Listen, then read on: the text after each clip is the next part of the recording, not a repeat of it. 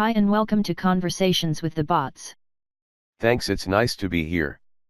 What would you like to discuss today? I'd like to take a look at the Las Vegas shooting. Alright, I suggest we break this down into segments. For this first segment, let's take a look at the fire door. Okay bot, let's go. First, let me explain about fire doors. They are meant to slow down the spread of fire. To do this they need to remain closed. In hotels, sometimes, customers prop the doors open to allow them to get bags through.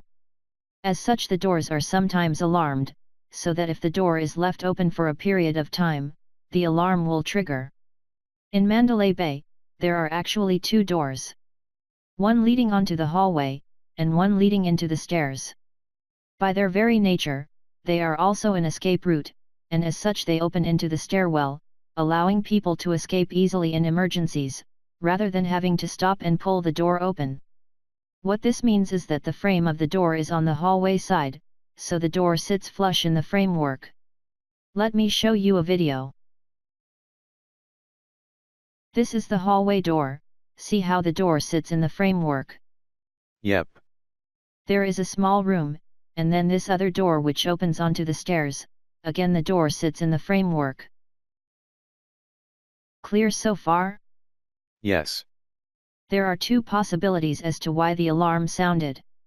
The open door alarm that was triggered could be the hallway fire door, which is being kept open by Paddock whilst he secures the second door.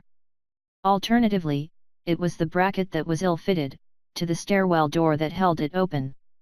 Just wait, how long has this alarm been going off? It is currently unclear as Mandalay Bay has not released any details. Can I carry on? Be my guest. Now, Campos arrives at the door at approximately 2200 hours, and finds the door blocked.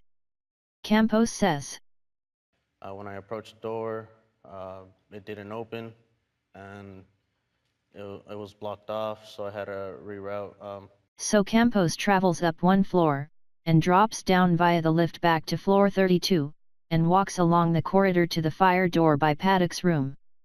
Campos does not say if the hallway door is still open. The security guard is now between the two doors, and sees that the second door is secured with a bracket. It is not clear if there were one or more brackets holding the door, as in his one and only interview, Campos says bracket and Ellen says brackets plural. Campos does not correct her. There was a metal bracket holding the door in place. Right, so what we're talking about here, just so everybody is clear, okay, so this is where the hotel room where the shooter was. This is the stairway, and this door here was blocked, and you didn't know that till you came up through the elevator and went through this door and saw that there was something blocking that door. And when you saw that, did you think, that's weird, why would somebody put brackets on a door? Yeah, that's just out of the ordinary. Tell me more about the person who supposedly fitted the bracket or brackets. This would be Stephen Paddock. He was an internal auditor and an accountant. A stickler for detail at. He also bought and refurbished properties, teaching himself plumbing. So let me get this straight, we have a guy that was used to doing DIY, and you're saying he misaligned the bracket? I said it was one possibility. Okay. If Paddock is used to DIY, then I am not surprised that Campos couldn't open it.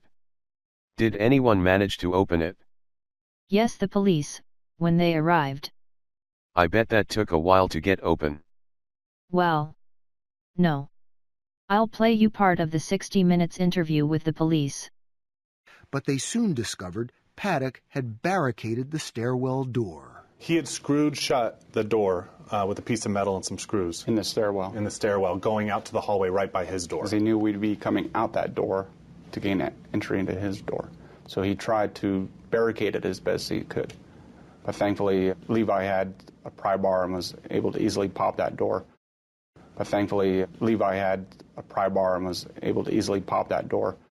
If we look at the door where the police opened it, you will see that there are no leverage marks around the frame.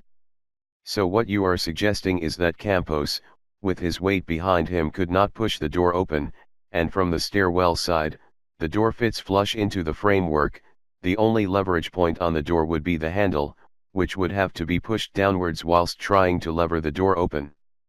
With Paddock's experience in DIY, the door should have been secured, and the fact that Campos pushing with his weight from the other side of the door could not open it. Did someone tamper with the bracket between Campos and the police arriving? Again, this is not clear. The police have made a statement that they believe Paddock acted alone.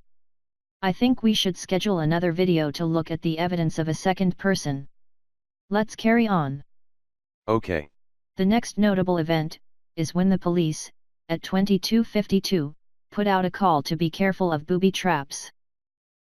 Essentially, you need to be careful of booby traps. Are you coming up the stairwell or are you coming up the elevator? Why would they say that? At some time between 22:22 and 22:52, the police have ventured down the corridor towards Paddock's room, and seen a service trolley with wires coming from it. So, did they blow the door to be on the safe side? No. As I said, they popped it open, at around 2300 hours. So let me summarize. Campos could not open the door as it was blocked, but the police could, with no apparent damage. It sounds like the door or bracket was tampered with, or, that a person not used to DIY, fitted it. And even though the police were warned about the booby traps, they did not blow the door. Yes, that about sums it up. Depending on the type of bracket, and how it was fitted, could another person have used the door to escape? It is a possibility, but without further pictures or evidence, this is only speculation. Okay, I think we will wrap this up for today.